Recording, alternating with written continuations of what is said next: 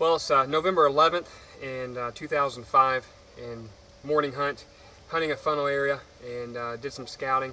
A lot of rubs and sign through there.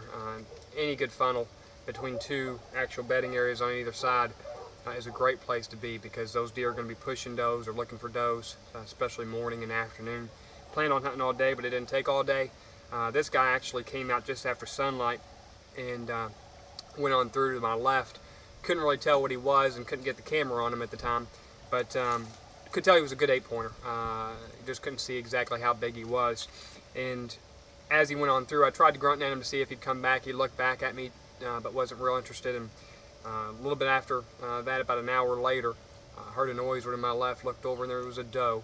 And anytime a doe's checking over her shoulder like she was, you know there's something behind her. You just don't know what it is. Could be a coyote, could be a little buck, could be a giant. And turned out it was this nice 8-pointer right behind her, and he was pushing a little bit. You could see the steam coming out of her mouth, so you could tell that he'd been pushing her a little bit that morning, for a little bit anyway. And she came on by 15 yards away from me.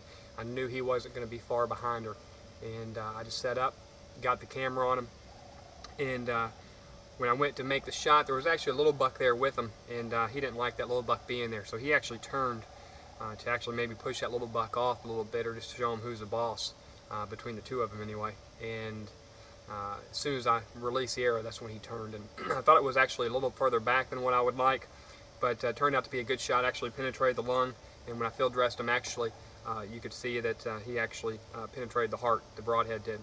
And I saw him run off. I didn't see it in the camera, but he ran off about 40 yards and just literally laid down and expired right there. So it was a great hunt. This just shows what the kind of potential is, because this is still a young deer. He's probably a 2.5-year-old.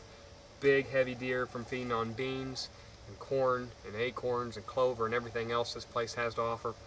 But a really good buck.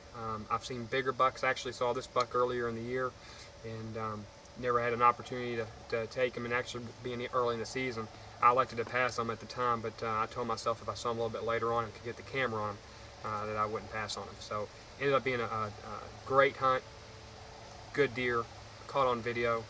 I couldn't ask for anything better than that.